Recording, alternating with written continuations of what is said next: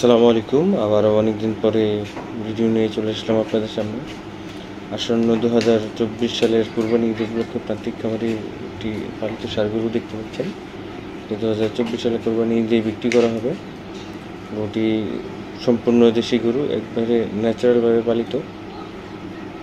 দেখতেই পাচ্ছেন গরুটিকে কাছ থেকে। গরুটি প্রান্তিক খামারি গরু। উনি একটি দুইটি করে প্রত্যেক বছরই গরু পালেন, তবে উনি এবার দুইটি গরুর মধ্যে একটি এবার রোজার ঈদে ছেড়ে দিয়েছেন এবং ঈদে সেই গরুটি কুরবানিতে বিক্রি করবেন। এই গরুটি প্রাকৃতিকভাবে পালিত।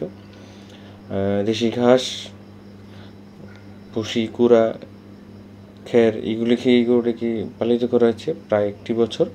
গরুটি কালো রঙের, খুব সুন্দর।